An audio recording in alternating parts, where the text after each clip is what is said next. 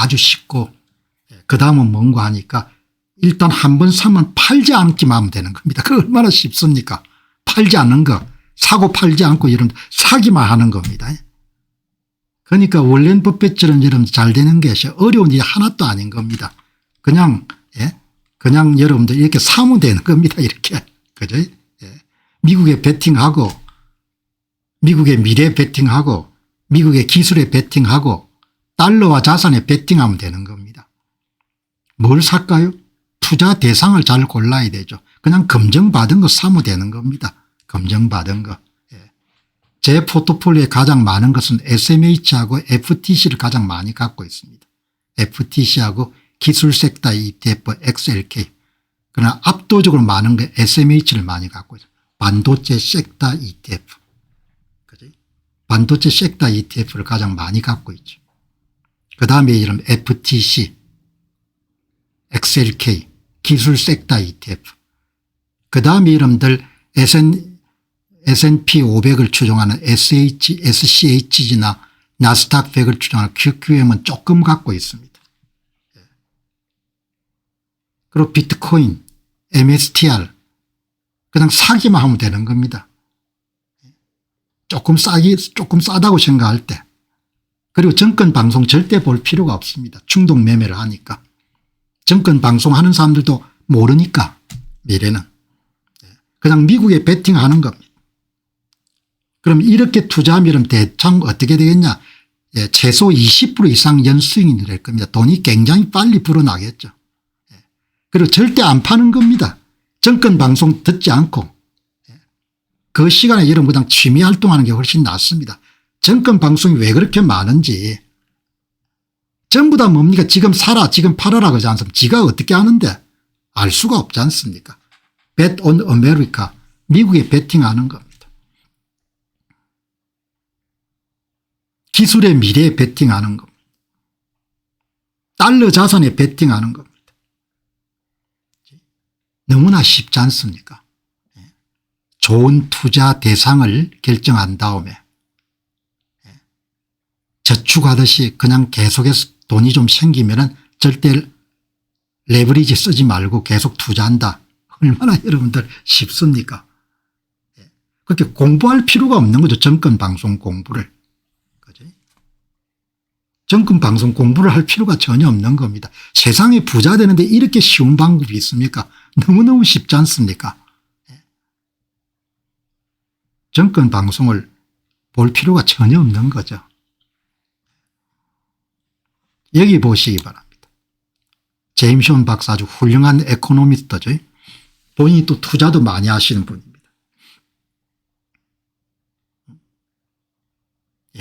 제임스 온 박사가 아주 예리하네요. 트럼프 대통령이 리셋하겠다는 것을 인용해 가지고 이분은 좀 정직합니다. 정직하고 허황되지 않는 분이고 제임스 온 에코노미스트가 도널드 트럼프 대통령이 월드 모스트 파워풀 리셋이라고 이야기해 놓으니까 이게 무슨 말인지를 단박에 알아차린 거지 않습니까? 단박에. 뭐라고 이야기합니까? 투자자들은 현대 역사에서 가장 큰 규모의 자산 가격 재조정 속으로 비몽사몽간에 걸어 들어가고 있습니다. 도널드 트럼프가 세계에서 가장 강력한 리셋이라고 말할 때 그것은 단순히 수사적인 표현이 아닙니다. 대부분 사람들은 뻥친다고 이야기할 겁니다.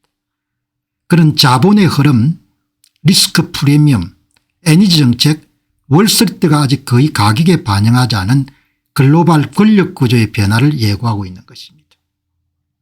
투자 전략은 이제 새로 쓰여야 됩니다. 대부분의 포트폴리오는 이에 대한 준비가 되어 있지 않습니다. 여러분 이게 어마어마한 자신감을 피력한 표현인 겁니다. 세계 에너지 시장의 재편, 세계 파워 구조의 재편, 세계 지정학적 재편, 미중 관계의 재편, 자산시장의 재편을 뜻하는 거죠. 그걸 착하게 이름 알아차리지 않습니까? 제임스 존 박사가. 그죠? 제 전망은 S&P 500이 2026년에 8천까지 갈 것 같습니다. 제가 내린 초기의 판단은 전혀 변함이 없습니다. 이렇게 이야기했습니다. 물론 한 사람이 여러분들 자기가 10년 동안 1년에 한 55% 이익을 남겼는데 올해는 S&P가 400까지 4천까지 떨어질 거다 이렇게 예측하는 사람도 있습니다. 이 제임스 존 박사의 글을 보고 뭐 이렇게 될 수도 있겠죠. 미래는 저도 알 수가 없으니까. 차트 보고 이렇게 할 필요가 없습니다. 정권 방송에 여러분들 전문가들이 무슨 이야기하고 사는지는 모르겠는데 어차피 미래는 알 수 없는 겁니다. 그런데 본인이 모르는 걸 떠들고 있는 겁니다. 저는 정권 방송은 뭐라고 하면 본인도 모르는 걸 떠드는 겁니다. 여러분 저는 본인이 모르는 것을 조심스럽게 떠들지만 그 사람들은 본인이 모르는 것을 여러분들 떠들면서 이걸 사라 저걸 사라 이렇게 이야기하는 겁니다. 이렇게 보면 되겠죠. 오늘 이 내용은 굉장히 중요한 내용이네요. 그래서 이렇게 투자로 여러분들 그냥 압축하면 되겠죠. 그래서 제가 자주 말씀드렸다시피 투자 공부 많이 하고 뭐 이렇게 할 필요 없지 않습니까? 투자 방송은 더더욱 그렇고 비트코인은 좀 공부를 많이 하면 더 확신이 있으니까 장기 투자를 할 수 있겠죠. 이렇게 여러분들 20% 정도 연수익률을 낼 수가 있는 거죠. 미국의 기술에 투자해야 되는 기술에. 미국의 성장주에 투자해야 되고 달러 자산에 투자해야 되는 거죠. 다른 데는 여러분들 게임이 될 수가 없을 것 같아요.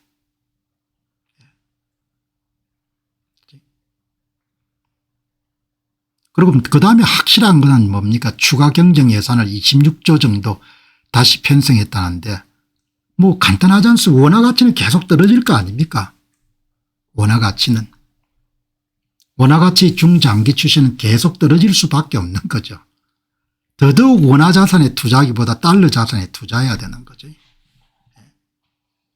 2000년대 여러분들 원화 자산이 마이너스 0.2% 정도 여러분들 하락했습니다. 달러 대비. 2010년도에 여러분들 원화 자산이 0.08% 올랐습니다. 한국 경제가 중국 특수에 힘입어가 좋았던 시절이죠.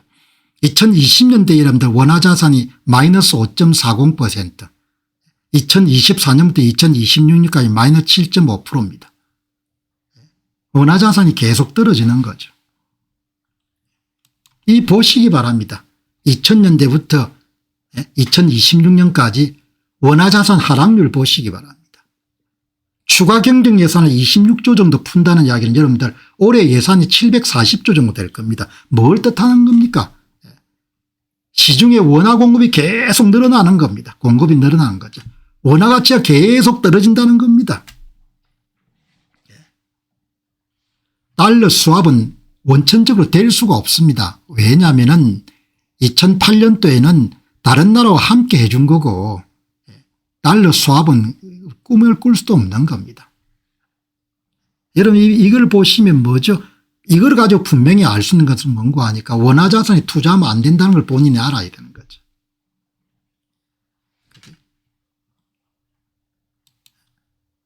여기 보시기 바랍니다.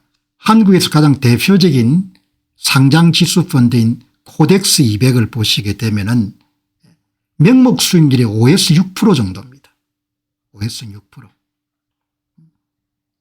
미국의 여러분들 SPY, SCH가 S&P 500을 추종하는 상품들이죠. 대개 여러분 15% 내외지 않습니까?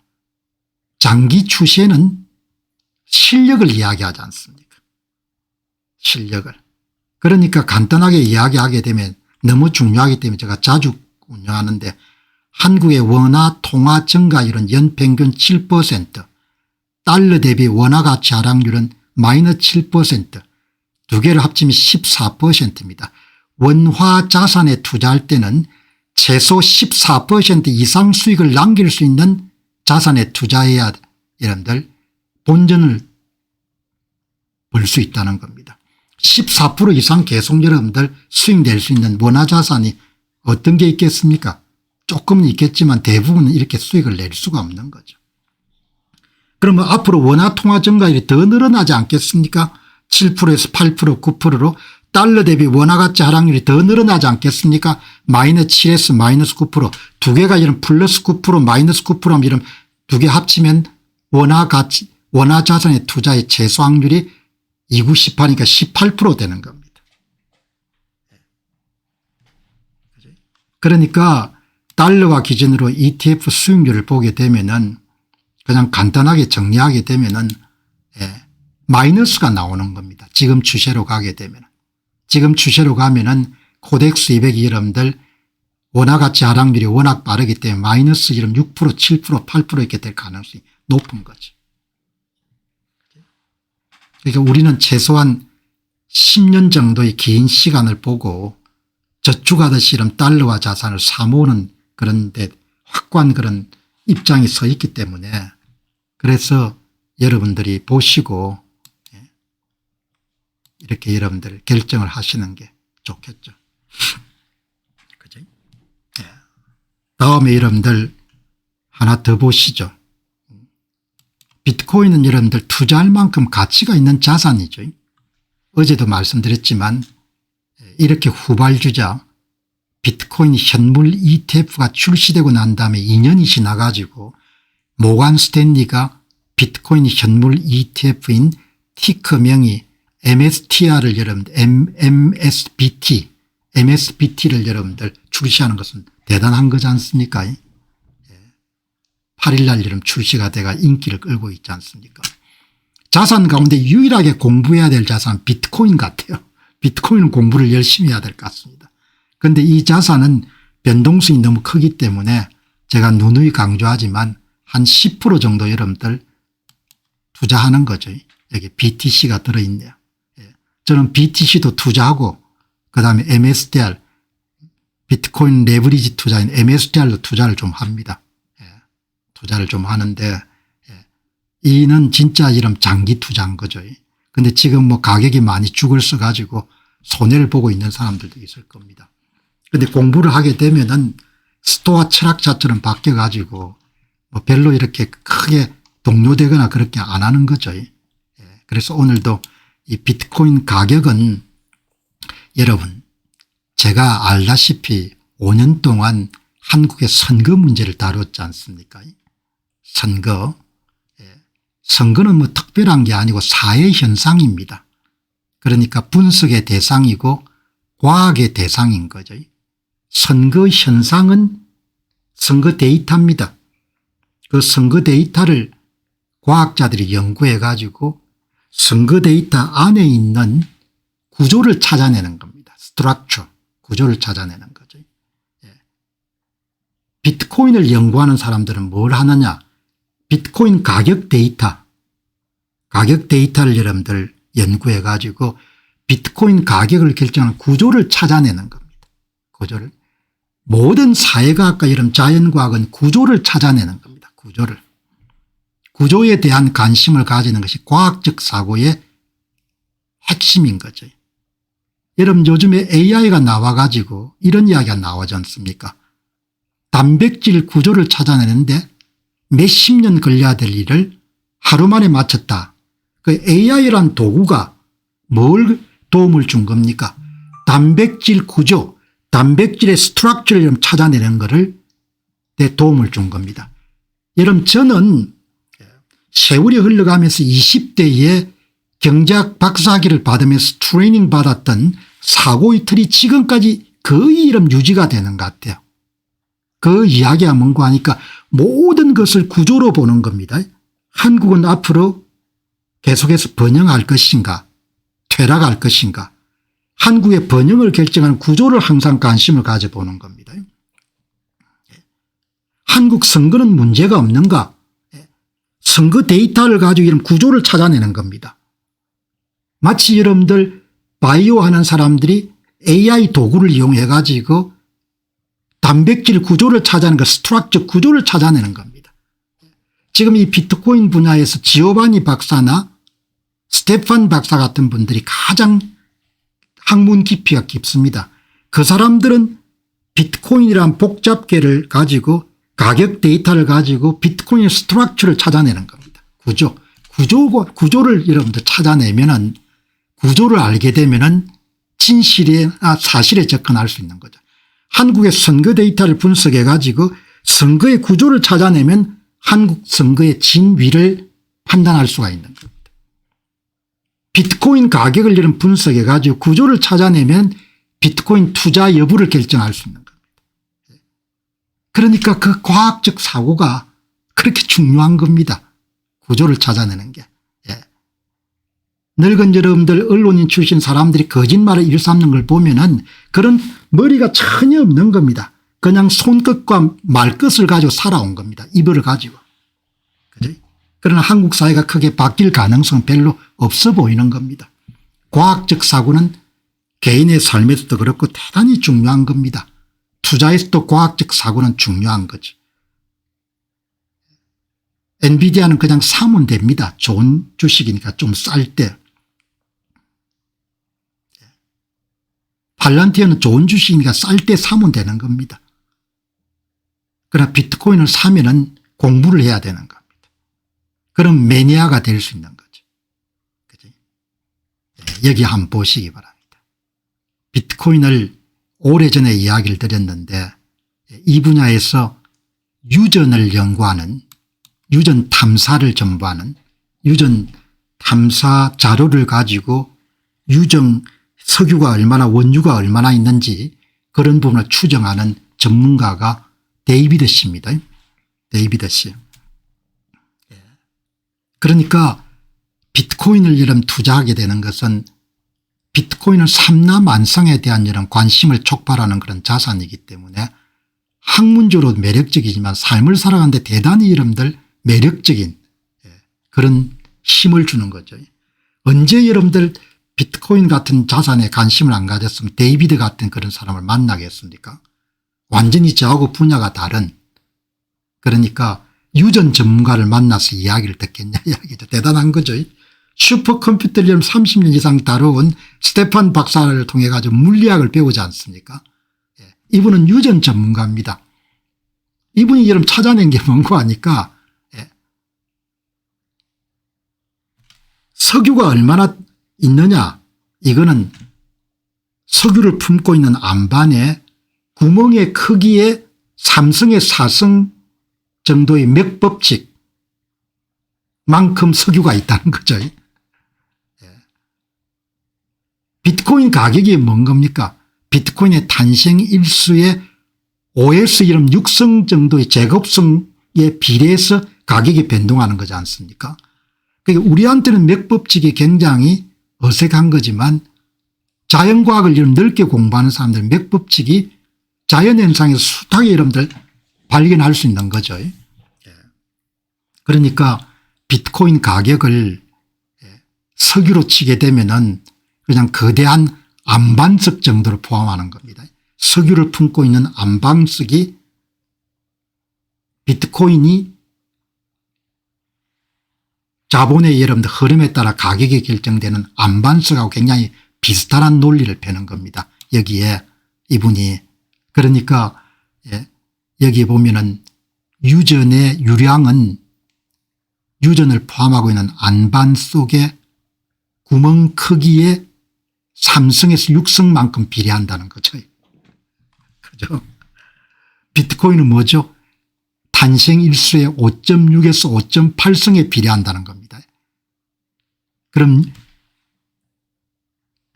원유를 포함하고 있는 안반의 원유량과 비트코인의 이런 가격이 두 개가 다 물리현상으로서 맥법칙을 지배를 받는다는 겁니다. 얼마나 신기합니까? 이런 걸 보면은. 그죠? 예. 동일한 맥법칙 구조를 따르는 겁니다.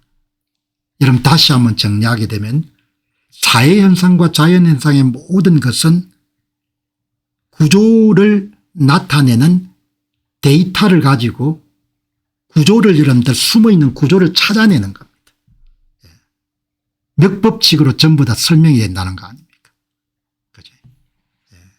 그런 그러니까 맥법칙에 대한 확신이 있으면은 가격이 우상향하는 데 대한 확신이 있으니까 뭐 어떤 사람은 39% 정도 연평균 수익률이 날 거다. 어떤 사람은 29% 정도 날 거다. 그런 차이는 날 수가 있지만 맥법칙을 따른다는 것은 굉장히 여러분들 중요한 발견인 거죠. 그걸 지오반이라는 분이 찾아냈고 그걸 계속해서 더 발전시킨 분이 스테판 박사인 거죠. 이 원유를 포함하고 있는 저류층을 분석해 보게 되면은 구멍 네트워크를 통해서 원유가 흘러다니는데 구멍 크기에 3에서 6제곱성 맥법칙에 만큼 여러분들 원유가 포함이 되어 있다는 거지 않습니까? 그럼 채굴해야 될 건지 말아야 될 건지 결정하는 거죠. 비트코인은 가격은 탄생 일수의 5.6에서 5.8승만큼 이런 비례가 가격이 변동한다는 거지 않습니까? 단기적으로 물론 좀 조정 과정이 있죠. 그러니까 이렇게 과학적 사실을 우리가 보면은 그러니까 여기에 이제 보시면은 왼쪽은 원유를 포함하고 있는 저류량과 관련된 맥법칙을 규명한 거고 오른쪽은 비트코인 가격이 각 탄생 일수의 5.6승에 여러분들 비례하는 그런 맥법칙을 찾아낸 거죠. 두 가지가 동일한 것은 우상향인 거죠. 우상향. 여기 보시면은 구조적 매핑, 지질학적 변수가 비트코인 생태계에서 무엇을 의미하는지를 보여주는 핵심 대조표입니다. 이런 생각을 어떻게 하는지 모르겠습니다. 구멍의 양, 그다음에 보유자 수, 투과율, 가격 이렇게 두 가지를 일치시킨 겁니다. 그지? 암석에서 구멍 사이의 통로가 좁아지면은 수압이 급격히 오르듯이 비트코인도 실제 유통 물량이 줄어들면은 자본 유입 시 가격이 불균형적으로 폭등합니다. 비트코인의 가격 상승은 우연이 아닙니다. 공급이 고정되고 채택이 증가하면서 유동성이 마르는 구조 속에서 자본이 밀려올 때 다시 하게 되게 되면 기관들의 채택이 늘어날 때 발생하는 물리적 현상입니다. 이 사람들도 처음에 이러면 그냥 재미삼아 투자했다가 점점 이런들 비트코인의 스트럭처 구조를 탐구하면서 더 매료대가 더 깊게 공부할 겁니다. 그러니까 한 뭐 5%에 10% 정도 투자할 만큼 그렇게 괜찮은 자산인 거죠. 너무 많이 하면 뭐 변동성이 크니까 괴로울 테니까. 석유의 법칙 보시기 바랍니다. 바위의 구멍이 2배 넓어지면은 석유가 흐르는 속도는 단순히 2배가 아니고 2의 3승에서 2의 6승 68배까지 폭발적으로 빨라집니다. 맥법칙을 찾아내는 겁니다. 원유를 포함하고 있는 곳에 석유가 흐르는 속도 그걸 투과율이라고 하네. 투과율이 바위의 구멍이 2배로 늘어나게 되면 2의 3승에서 2의 6승만큼 석유가 흐르는 속도가 빨라진다는 거죠. 비트코인 가격이 흐르는 속도는 얼마냐. 탄생 이후에 흐른 시간이 2배가 되면 2의 5.6승 탄생 이후에 흐른 시간이 4배가 되면 4의 5.6승 이렇게 여러분들 비트코인이 흐르는 속도가 빨라지는 겁니다. 석유의 법칙이나 비트코인 법칙의 공통점은 두 개가 다 우상향이고 맥법칙을 통해 설명이 가능하다는 겁니다. 맥법칙을 통해 가지고 굉장히 중요한 결론입니다. 석유가 흐르는 속도는 바위의 구멍의 크기의 3승에서 6승 정도 3승에 6승 정도 폭발적으로 빨라지고 비트코인은 탄생일수의 5.6승에 비례해서 여러분들 가격이 결정된다. 그렇게 보시면 되겠네요. 그래서 여기 이제 보시고 뭐 한 조금 정도는 재미삼아 가지고 비트코인이나 MSTR 투자하시고 그다음에 나중에 더 이런 공부를 해가지고 확신이 있으면 조금 더 비중을 높이고 그렇게 하면 되겠네요. 자, 여러분 오늘 방송 마무리하고 또 내일 여러분 새 주제 가지고 여러분 찾아뵙도록 그렇게 하겠습니다. 투자방송은 여러분이 잘 활용하셔 가지고 좋은 결실을 이뤘으면 좋겠습니다. 감사합니다.